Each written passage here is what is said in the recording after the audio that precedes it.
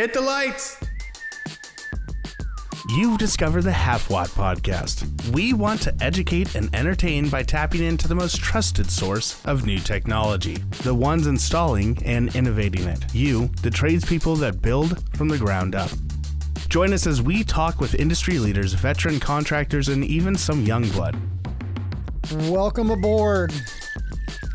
Today I want to talk about troubleshooting and in particular ground faults, but not just ground faults. And I know that for some of you who are not in the fire alarm business, you go, what's a ground fault? Who cares? Why does this matter? Well, actually, it all relates back. It doesn't really matter what trouble you're troubleshooting. It really doesn't. Ground faults in the fire alarm world are probably one of the more tricky issues. And everybody, when they hear that term, sort of gets a chill in their spine. Rightfully so. They can be be real bears.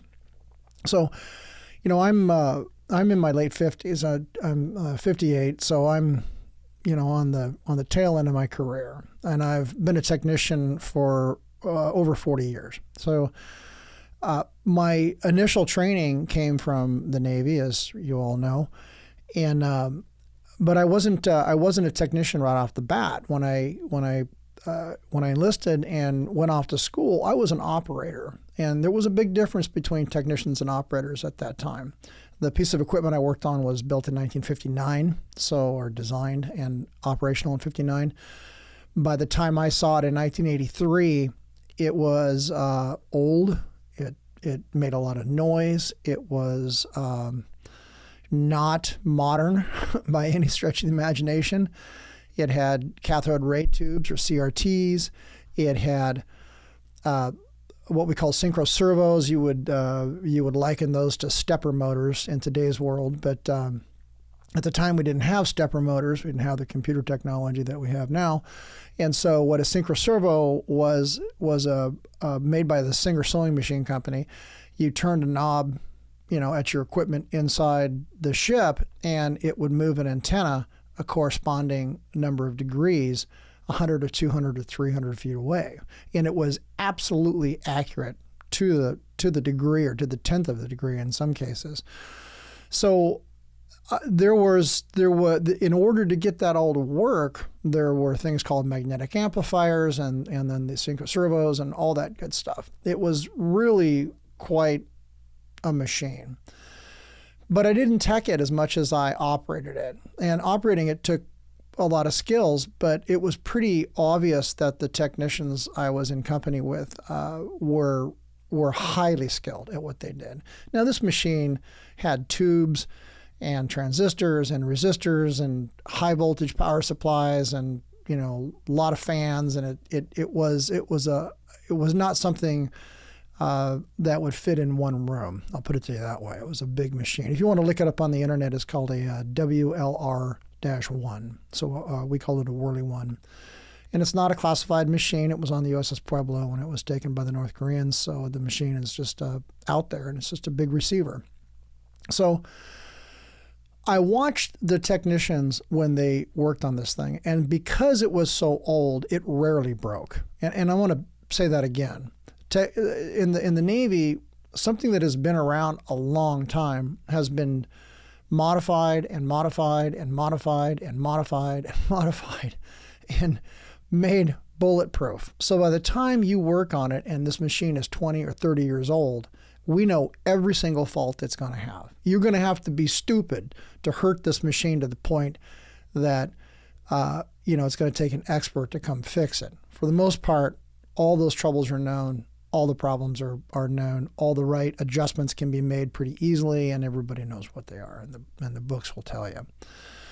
But watching the technicians when they did have to work on this thing or align it is when I did start to finally, pick up the tools and begin to kind of work on that machine and some of the lesser receivers that we had, the stuff that was okay if I broke, right?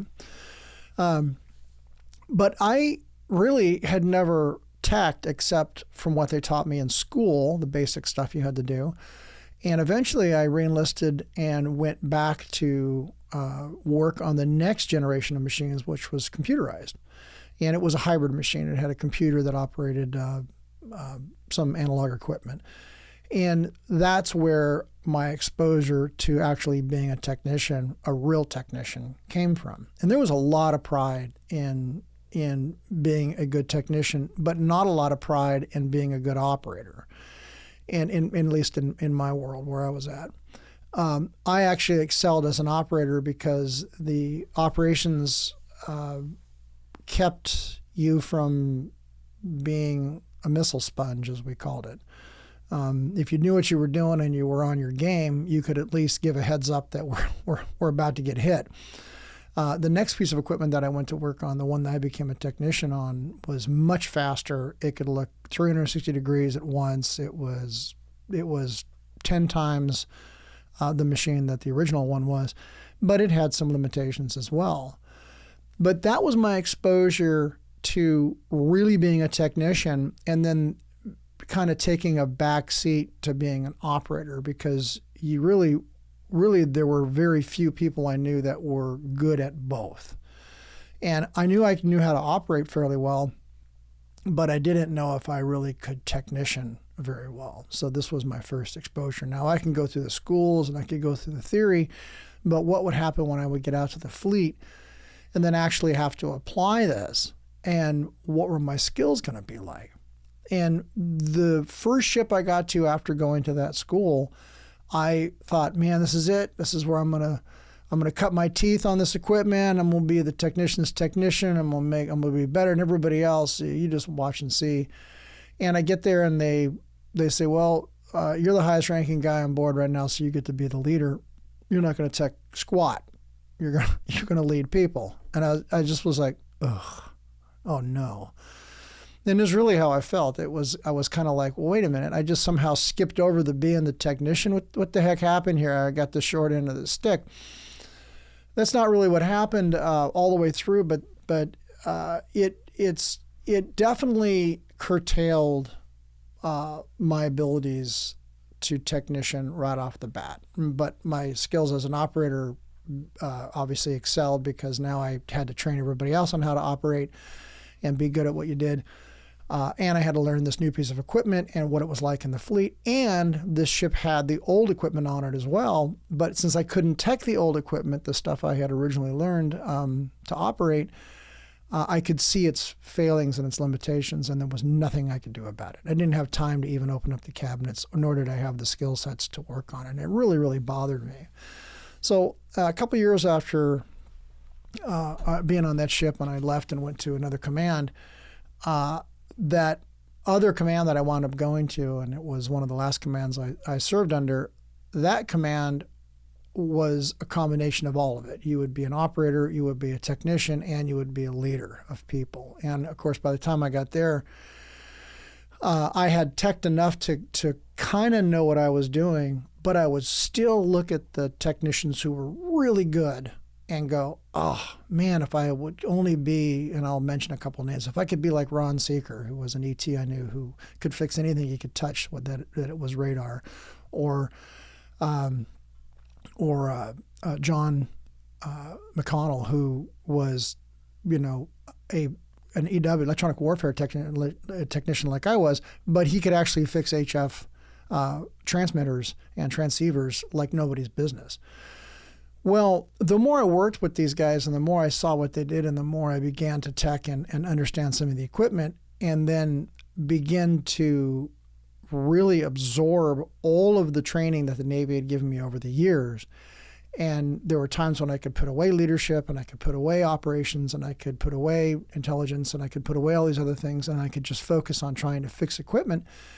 I really began to think, maybe I'm never going to be as good as some of these people. Maybe I'm always going to be wanting and never really knowing if I'm going to fix anything. How the heck am I ever going to know? I held my own. I could fix my own share of equipment, but I always was looking enviously, I should say, at some of the other folks that I'd worked with, because I just knew that they seemed to have it all together. It just didn't matter what problem you threw at them, they could solve it. And I wanted to have that. And eventually there was equipment that I worked on that I became really, really proficient in, and I began to get, you would call it a mastery of that equipment. And a couple of pieces of equipment I could rattle off, no one would know what they were. I began to kind of understand what it was and what it was to know it and to understand it and to wrap your head around it and be able to be proficient at it. But there was always something I felt that was lacking, and it was the experience that I'd always wanted to just be put in a position where all I'm going to do is check this piece of equipment from one end to the other until I know it like the back of my hand. And as much as I did on a couple of smaller pieces of equipment and some minor stuff, it just didn't scratch that itch, right? I eventually get out of the military. I do my almost 9 years, and I bounce, and I move up to the Northwest, and I threw these resumes out, and everybody's going to hire me because I can work on all this equipment, and no one gave a rip. No one hired me to do anything. So eventually I fell into photocopiers. And I thought, oh, man, photocopiers, how's this going to go? Well, by golly, there's your chance to excel as a technician. So those I did, those I excelled at, and I met a plethora of technicians who were absolutely killers at this. And I began to pick up these skill sets that these guys had. And I began to really, really tech and scratch that itch. And in a couple of years working on photocopiers, you could easily separate the men from the boys in that game and figure out who really knew what was going on and who was just stumble bunnying their way through it. I picked up a lot of good skills, and most of them came out of Pacific Office Automation, which is still a company that's around, and one that folded called Commercial, that really, really could teach a person how to think on their feet, and combine that with what the Navy trained me on, and I had a lot of skill sets that I just didn't realize I had the potential to use. And the more I started working on more technical and bigger machines and stuff that really, really, really tore into your soul, the more I would wind up with some bizarre problems that you just didn't see very often. And those are the ones that you had to step back and reevaluate your life choices. Okay, those are the problems when you run into a machine or a customer or a situation where you sit back and you go, did I make the right life choice here? Perhaps I should have made donuts for a living or something. I mean, really. I mean, I truly mean that. I've run into some technical issues where I just scratched my head and just went, I don't want to give up, but I'm gonna have to give up on this. Well, the copier game definitely gave me some skill sets, but it didn't give me all the skill sets. And when I moved over to eventually to become a fire alarm technician, that's not what I started with. I started with time clocks because I had a mechanical background of working on photocopiers. It was an easy fit to work on time clocks, which are all gear driven at that time. And mechanics were something I never really excelled at. Matter of fact, if you watch me try to work on a car, all you'll hear me do is cuss. That's all cars are good for with me, is just something I can cuss at. So I'm not a mechanic that's going to work on your car engine worth a tinker's darn. But if it's a photocopier or a time clock or something with gears that I can work on and tinker with, and it's not, I don't have to put a jack underneath it, I can probably figure it out. And I'd probably figure out cars if I gave it a long enough chance. It just is not my forte. Either way, at Simplex, I really did get a sense of, I could do this for a living. But when I got sucked into the fire alarm world, that's when it opened up my eyes to a different kind of troubleshooting. And I had likened my time in the Navy saying, well, you're working on this big piece of equipment. The problem could be up on the mast. Your problem could be up in the ECM room, which is an area where most of your equipment's at. or the problem could be in combat where your displays are, and that's where you're actually doing all the war fighting. So it could be there. It could be, several areas. You need to start isolating and figuring out what's going on and what equipment's being affected by the fault. And you can start to analyze and work your way through the problems. When I went to photocopiers, then the problem was right there in front of me. If the photocopier could sit on a desk, it's going to be in this 2 foot by 2 foot by 1 foot cube, right? That's where the problem is going to be. How hard can it be if the problem is right here on the table in front of you? You don't have to go climb the mast to verify that. You don't have to, wonder, right? So when I went into fire alarms, I was like, oh no. Now I'm back to, the problem could be here. The problem could be on the 2nd floor. The problem could be on the 15th floor. The problem could be on the 37th floor. The problem could be in the wiring in the walls or in the chase. It could be a device. It could be anything. And that's a daunting feeling when you wake up one day and realize that do you have the tiger by the tail, or does the tiger have you by the tail? Okay? Every single technician goes through this. Every single technician.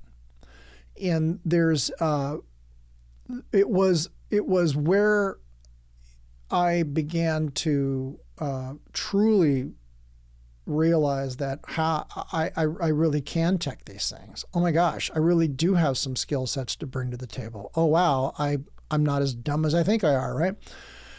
So as I started to work on fire alarm systems, and I began just by inspecting them and blowing smoke and smoke detectors and understanding how they worked, and once again going back into the operations game, what is this machine supposed to do? How is it working? Can I verify that? And I realized that in the operations side of the house, you have to know how a machine works before you can fix it. Clue number one. If you don't know what the thing does and you try to fix it, you're not fixing squat. Meaning if you go to fix a toaster and you don't know what a toaster is, you're not fixing a toaster. Okay? You got to know what a toaster does before you can fix it. And that's for anything that you're working on. Clarification of what the problem is, clarification of what the thing is doing or not doing. So I realized, oh my gosh, operations and understanding how this thing operates is always going to be helpful into teching it, because that's one of the first steps, is to look at it and see what it is or is not doing correctly.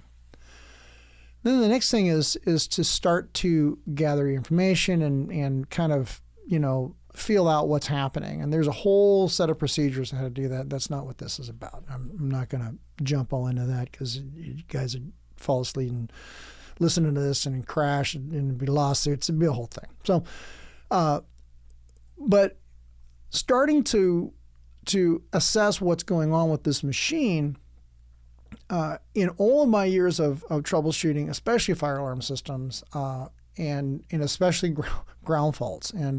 And for those who are not familiar with how fire alarm systems and ground faults work, if you have a fire alarm system and you've got a power supply in that fire alarm system, and I'm just going to take a basic, like maybe a simplex type fire alarm system, imagine that the power supply creates 24 volts. And imagine that above 0 volts or ground, so above ground or 0 volt potential, you have, say, 12 volts to the plus side and 12 volts to the minus side. Let's just imagine that.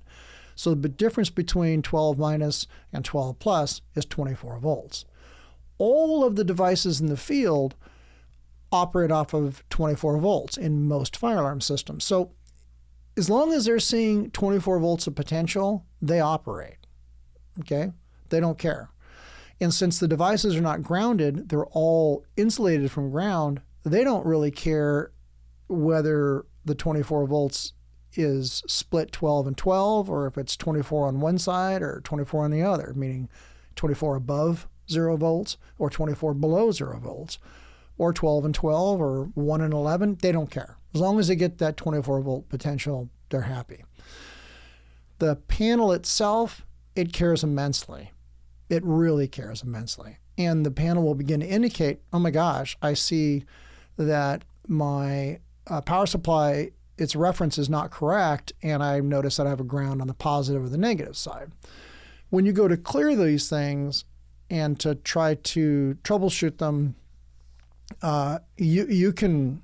I've seen technicians like break down and just fall apart trying to work on these things because they just don't logically make sense. Herein lies the subject matter of this lecture tonight, is that there's something that I wished the military had taught in a way that was as easy to understand as I hope I'm going to teach you today, and that is something called emotional intelligence. They incorporated that into their training.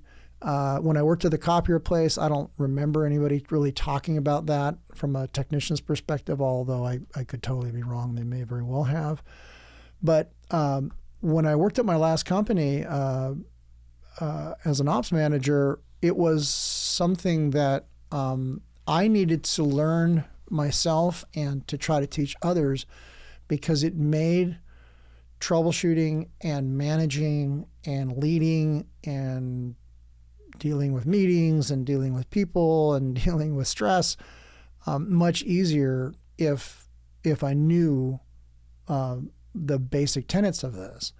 And for a long time, for those of you who knew me, when I had my office, one of my offices had no windows, which I loved, and I had 4 whiteboards on the wall. And on those whiteboards were my memory and what was important to me. They were my to-do lists. They could be drawings, schematics, lists of jobs, whatever I needed to put on those boards went on those boards.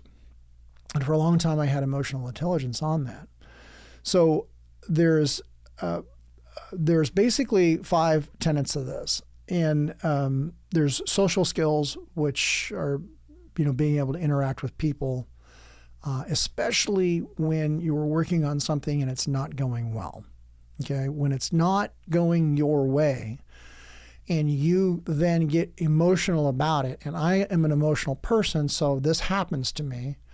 If I don't have the skill sets to deal with that emotion, and I'm trying to do a job, and the job is particularly difficult, then it makes everything more difficult, right?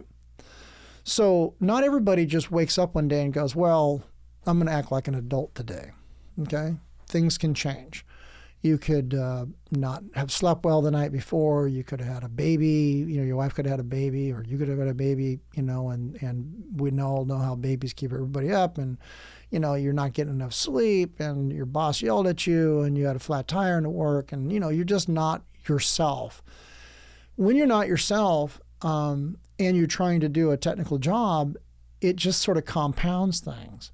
So make sure that you're aware of how you're interacting with other people, and self-awareness is another part of emotional intelligence, but it's make sure that you're aware of other people's feelings and your own feelings. And if you're not really on your game, then there may be some, you may need to do some things to sort of get on your game. You may need to take a break. You may need to meditate. You may need to go listen to music. I don't know what you have to do. Whatever works for you. I'm not in my business as I do. I have horses, and the other day I'm working at my barn, and I have pins I have to keep on the stall doors. Otherwise, the horses can push them open because the locks just don't hold them right. I lost one of the pins to the stall door, and I went nuts looking for this pin. I went nuts looking for this pin. I couldn't find it anywhere. I don't know where I lost it. Well, how would I know where I lost it? Otherwise, it wouldn't be lost, right? So, my wife is on the other side of the country celebrating a birthday for our grandkid, and I'm by myself in the barn losing my mind trying to find this dumb pin. It's a piece of metal, and I'm a 58-year-old man losing my cool looking for a piece of metal, right? And I can't find it. I'm just going nuts. Then I can't find a tool. I know I have all my tools down there, and one of my tools is missing, and why would that one tool not be there when it's always there, blah, blah, blah, blah. And the horses did something that, one broke something, and I don't know, because they're 1,000-pound animals with big hoofs and bounce into stuff and they break things. I mean, come on, man. But I'm not seeing it that way. And here I've been preaching and teaching and talking about fixing technical stuff. And here I'm out with horses, which is not necessarily a technical thing. I'm not troubleshooting a ground fault on a horse. But the same exact problem that I would have if I was working on a fire alarm system and I had a bad day is now happening to me in this barn now. And emotional intelligence is what I lacked at that time. And I couldn't piece things together. And I couldn't recognize the fact that I couldn't piece it together. Eventually I figured out something to hold the gates closed so that the horses wouldn't push it open. And I walked out and, took care of other things. The next day I walked back in the barn and there's the pin. The pin I should say, PIN, I'm looking for right there on the ground. It's exactly the same color as the floor in the barn, which is mostly rock. And it looks like that same color. It wasn't where I expected. I have no idea how it got to where it got, but there it was right there in front of me. I must have walked over the thing a half a dozen times, but I didn't see it. I didn't notice it. And the tool I was looking for was in a bucket on a shelf above where the other tools were. I was so busy losing my marbles that I couldn't recognize the fact that I knew the answer was right in front of me, yet I refused to do all the things I would do if I was working on a fire alarm system to get out of tunnel vision. And tunnel vision is what you get. Technicians get it all the time. The problem's here, the problem's here, the problem's here. And you're like, no, it's not. And of course, I tell people to go talk to other technicians or go talk to your boss or call me or call somebody and explain to me why you think it is this issue. And generally, when you do that, you explain it. And about halfway through, you go, never mind, I know what the problem is. I had tunnel vision. Well, emotional intelligence is a way of using your own awareness to recognize when you're not making sense to you. Okay, to you. So now, as a 58-year-old guy who's been teching for 40 years, and I have, I'm telling you as a technician who may or may not have 40 years worth of experience that if I can get tunnel vision and if I need emotional intelligence and I need to step back and understand and check myself in situations, you probably do too. So here's the clue. Look up emotional intelligence on the web. And the one I'm looking at here just happens to say social skills, self-awareness, self-regulation, right? The ability to regulate your emotions. Self-awareness, the knowledge of your own thoughts and feelings. Social skills, being able to maintain healthy relationships, talking to other people, which in my case was a horse, but they still have, feelings. Decision-making, the ability to make responsible choices and accept their outcome. And empathy, the capacity to empathize and appreciate another's perspective. Those are the 5 emotional intelligence points from this website. There are dozens of websites. You may get another perspective in another place. But emotional intelligence is a way for you to look at your own self and recognize the shortcoming so that you can move past it and do what it is you're paid to do, or do what it is that you need to do. In my case was to feed horses, right? I mean, it seems logical. Either way, this happened to me, it'll happen to you. It doesn't just happen to me at the horses, it happens to me in my personal life and it happens to me in my professional life. And the fact that I recognized it again and that I spent some time piecing this together is relevant, because what happens and how we handle that is what's going to separate all of us from being he's a good technician to he's a stellar technician, or he's a good manager to he's a stellar manager, or he's an all right operator, but I've seen better, to that guy knows everything there is to know about this. And honestly, we all are sort of striving to become really good at whatever it is we do, whether it's, driving or podcasting or fixing crap. Who knows? So emotional intelligence is something I want you to keep in mind as you tech things and as you work on stuff. And then when things don't make logical sense, and in my own case, when I couldn't find the pin, for example, or I couldn't find my tool, I knew for a fact that these things had to be in front of me, yet I could not see them. How can I not see something that is clearly there the next day? How? How does my mind not perceive that and not see the tool? And I'm telling you, I looked for this particular tool and the pin, and they were not there. Well, nobody came and put the tool was in a bucket. Okay, it was an impact driver. It was in a bucket. The charger was below in my other tool bucket, and the drill was in the other tool bucket. So since they weren't all in one tool bag, I just perceived that one was missing. Now, where would it go? Would the horse take it? No, it's my own barn. Did somebody come in and just take the impact driver? Yeah, that's it. Somebody parachuted in, took the impact driver, and ran away with that. Didn't take the charger, just took and it's 12-volt impact driver. So this is an old Makita set. Matter of fact, so old and so small that when I pull it out, people ask me if it comes with a dollhouse. So you make your own assessments there. However, when you're going to drill something for 8 hours, you want something light with enough torque to get the job done, and that's what this thing did. Yet, when I go back to the next day with a clean, fresh slate, I quickly find both of these items. Okay?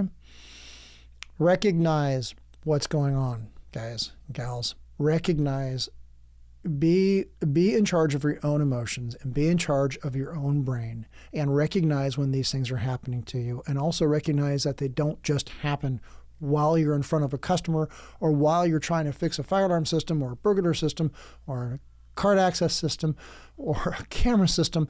They happen all the time. They happen when you talk to your wife or you talk to your husband. They happen when you're dealing with your kids or you're dealing with your stepkids. They happen when you're dealing with your parents. They happen when you're going to the store and you're in Home Depot and you cannot find what you're looking for and you know damn well it's right in front of you. It happens everywhere all the time to everybody. What separates us from the animals is that we can recognize this and then we can train ourselves to be better at it. And that's what this is about. When I teach students, one of the methods that I use in one of the classes I teach is I do mathematics, I do algebra. I hate math. I hate it with a passion. I'm not a mathematician. I'm not good at it. I know it. Students may or may not know it, but I'm just don't have a head for that. And that's okay. All right, that's just the way I'm geared. While I'm up there in front of the students, I say, what's the equation we're going to use for this particular problem? I have the class interact with me, and I use whatever equation they shout out. If the equation is E over IR, great. Well, we're going to do Ohm's law. If they give me the equation E equals MC squared, we're going to be here for a long time because that probably isn't the right equation for doing mathematics on voltage drop, but who knows? Let's see if it'll fly. The other thing I do is I use the numbers that the students call out, whether it's right or wrong. And I have done mathematics, and I have done this enough to know that that's probably not the right number. I write it down anyway. And I do it. And I do it all wrong in front of the students even if I know it's wrong. All right? And when we realize we've made a mistake, as a class, we correct it and we back all the way back up and we do it again and we figure it out. And it engages the class and it engages the students. And I'll do it over and over and over and over again. And I do the mathematics the same way all the time. I very rarely, I don't look for cheats. I don't look for shortcuts. And I've got tons of students I've had that are mathematicians who can do this stuff in their head. Well, I'm not that kind of a person. It takes me a while to figure all this stuff out. And even though I do it year after year, class after class, it's like I have to start from scratch again. And that's just because I'm just not mathematically inclined. And that's okay. But if I can make a mistake in front of a classroom full of students, and they can watch me go into that mistake and then back out of it and correct it and then go and find the right answer, and I can do it in front of a classroom full of students, then they can do it on a test. Because that's a whole different dynamic. To do it in front of a bunch of people, they could potentially laugh at you. They can make you feel small. You could feel small about your own insecurities. Or you can be yourself and go, I'm okay. This is why I do what I do. If I can make a mistake in front of all you and you can watch me correct it and learn from that, then by God, when you sit down and take your test, you can also realize, hey, you've done all the self-checks and you made a mistake. Back out of it and fix it. It's no big deal. Same thing applies when you're troubleshooting. If you make a mistake and what you thought, you order this part and you wait weeks for this part and it comes in and you install it and that didn't fix the problem, what are you going to do? How are you going to react? Is your boss going to get upset? Is the client going to get upset? Yeah, they could. They very well could. Are you going to get upset? Well, now you got 3 people upset. Your boss is pissed off. You're pissed off. The client's pissed off. Everybody's pissed off. The problem still exists. Now what? Now what? What the heck are you going to do? Well, I'll tell you what you're going to do. You're going to read this bit on emotional intelligence. You're going to go to the web. You're going to sit down. You're going to figure this out. Right? Now, you could call for another technician. You could call for, the best technician in the company and have them come in and help you with it. Or you can take Uncle Mike's suggestion here and back up and reevaluate what's going on.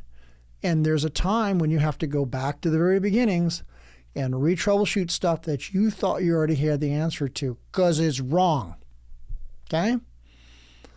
And that's okay. Because guess what? I've made that mistake. You're going to make that mistake. I'll make the mistake again. Everybody's going to make that mistake. There is no technician who walks up and fixes a problem every time, all the time, perfectly. And if someone's telling you that, that is bat squeeze. All right? It is bat squeeze. And if they're doing it now, they certainly weren't doing it 20 years ago. Everybody has a learning curve. And everybody has a threshold, and everybody has a way of conditioning their brains to do the work that we do. Learn yourself. Learn what your brain needs. Learn what you need to do to become a better technician and to become somebody who can walk up and knock it out of the park each time you work in a system. And where I work at now, up on the hill, I have lots of problems. Lots of things that go sideways, right? Some of it contractor related, some of it flood damage. There's a million things that could go wrong in any given day. So when we have to put our troubleshooting hats on, it's time to get to work. We go out and do it. And for the most part, because of my experiences there and because of all the stuff I'm bringing to the table, it's usually not that big of a deal. But trust me, I've got issues that pop up from time to time that I just can't easily solve. The only good thing I have is generally I have time on my side, meaning if I don't solve this problem today, if it's not a life safety issue, I can put it off until the next day or next week or whatever. But as a service technician working for a company, you don't have that luxury. Because of the dynamic of the way I work and the where I work, I have that luxury. But it doesn't mean I use it. It just means that it's there. Worst case scenario, I can patch it and move on with their lives until I can get my head wrapped around it. And in the times when I have done that, I get home or I get to a point in my day or my night where I can think, and oftentimes my brain will rest and I'll go, what was that problem? Oh, and I'll start to noodle that problem in my head in a completely different dynamic, completely different room, completely not even anywhere near the hill, start to thinking about it, and the answer or an answer or a test method pops in my head. Oh, I could do this. I could switch this for this and see if the problem moves. Bingo. The next day I can go in, sit down, talk to my apprentice. He and I can make up a plan, and we'll go knock it out and see if that does it, right? So those types of technical solutions I want you to be thinking of. I want you to train your apprentice to be thinking in those ways. Okay, I want my apprentices to be thinking in those terms. I want my other journeymen that I work with to be thinking in those terms.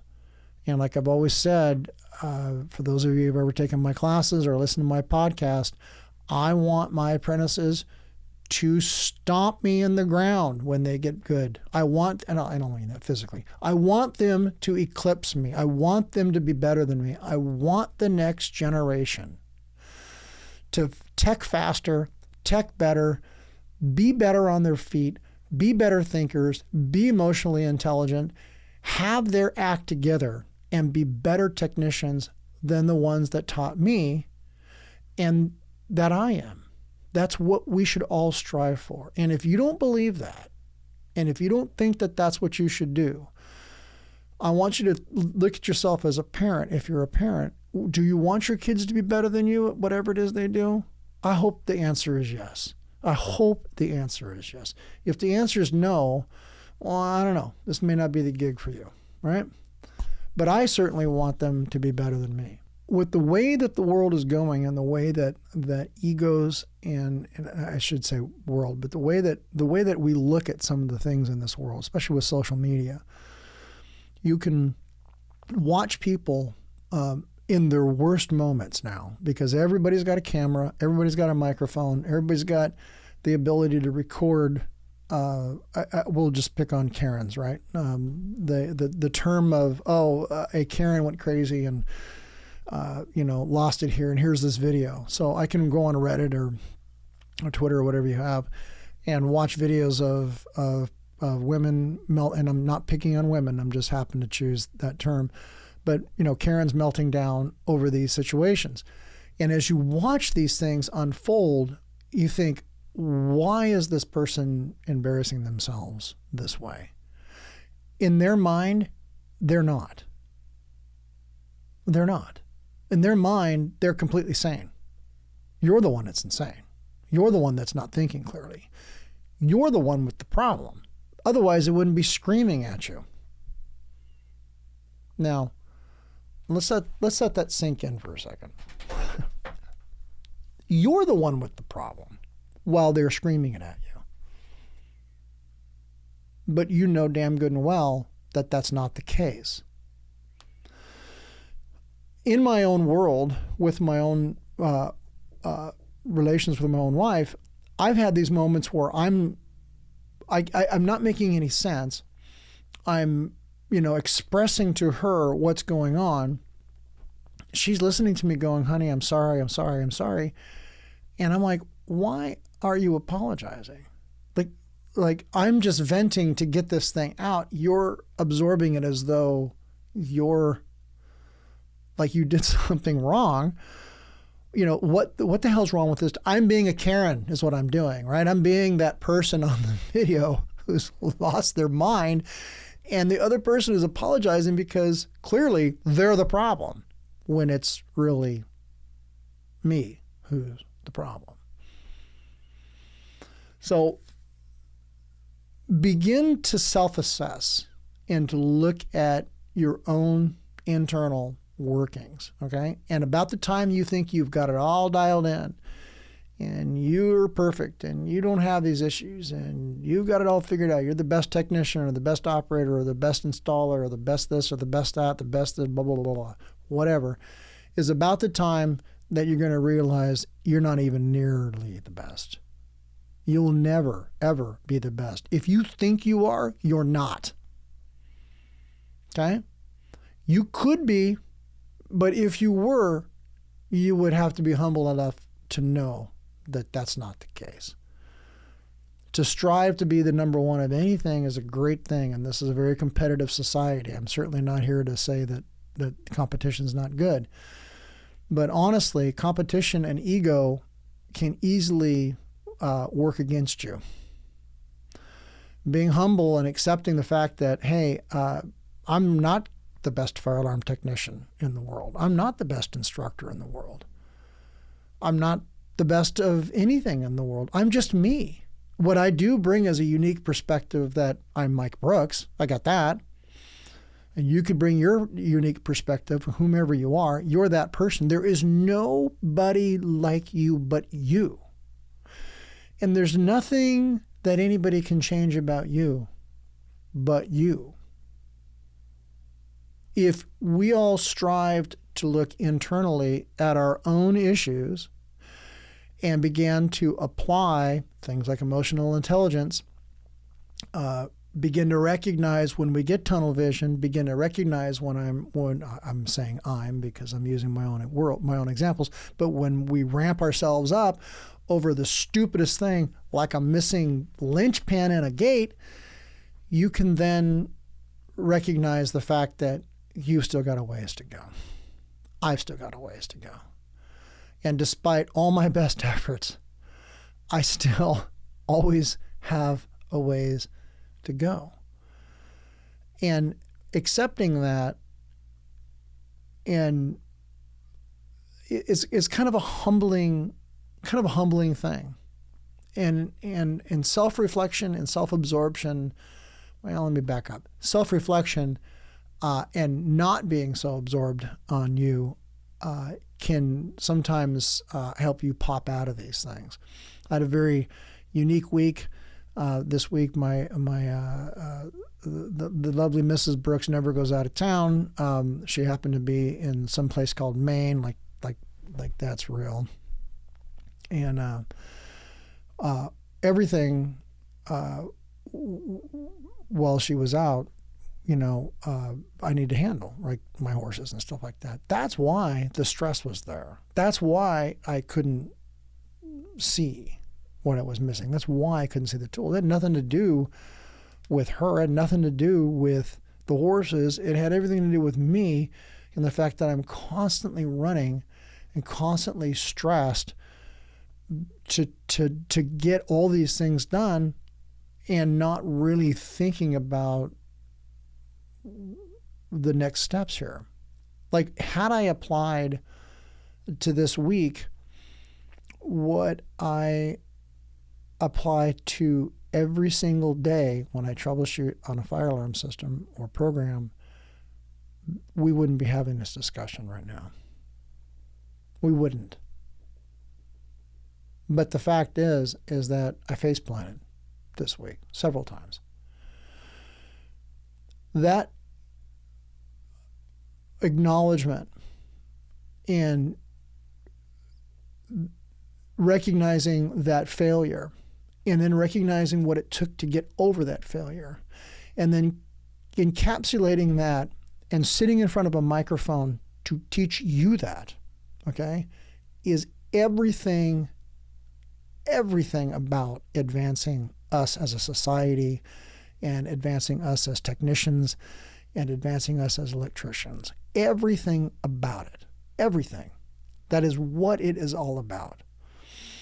In the olden days, if I was training you to be a mason in working in brick, every single brick I ever cut, every special design, every archway I built, everything about bricks, I would have to teach my apprentice in order for that person to become a master and be a master mason. It's just that simple. And we sort of somehow in our culture and our society kind of lose track of that. And we all like to one-up each other. And then we look around and we go, well, this guy never makes these kind of mistakes, and this guy doesn't do this, and this guy doesn't have these kind of problems, or this girl doesn't do that, or she doesn't have these kind of issues. Bat squeeze.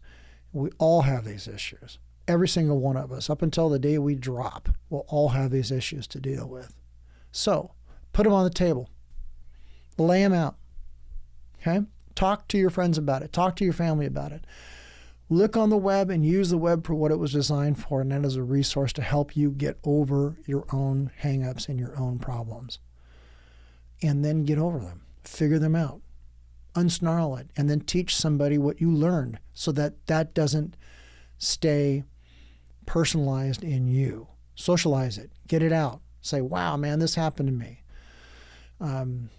That's what I'm going to leave you with today. Okay, it's important because this was a real stressful thing that happened to me, and as simple and as ridiculous as it is now, I've had to share that with my friends here in the studio. I've shared that with my apprentice. I've shared it with my wife. I've shared it with my mother-in-law. And I think I shared it with my lead instructor earlier this week. So everybody that I know that has been in my world knows that I've struggled through this week. Now you know. Now I just shared it with the whole damn planet. And I'm okay with that. It's going to make me stronger, better, and by sharing with you the struggles that I had with something as dumb as a missing tool and that tunnel vision that it caused can help you advance. That is the way to solve your ground fault, to hook that back in. Because if you do have a ground fault, for example, and the power supplies are not equally balanced, and not every system splits 12 on one side and 12 on the other. But if you can't solve that, and if you don't have the skill sets or the steps that it takes to begin to assess how to troubleshoot those ground faults, I don't know if this is the right medium for you to do it, but I can certainly talk you through that. And most of you know my number, and most of you know my email, so you can always email us and let me know. But basically, unload the board. Unload whatever you can and see when the ground fault goes away. Take stuff off of the board where the ground fault is emanating from until the ground fault clears.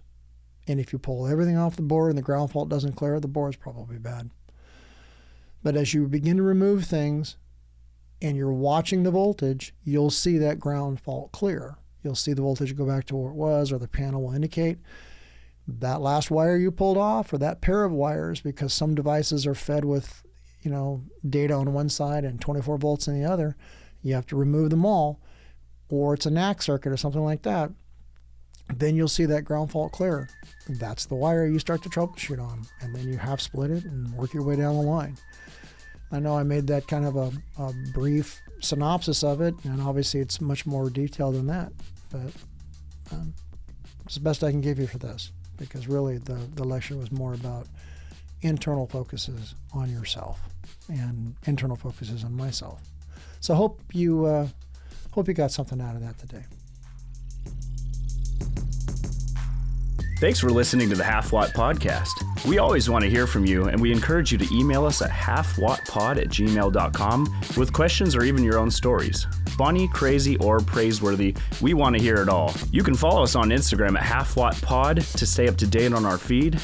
Be sure to subscribe wherever you listen to podcasts, and share us with a friend, the best way to help us grow. The Half Watt Podcast is a production of Now Hear This Studios.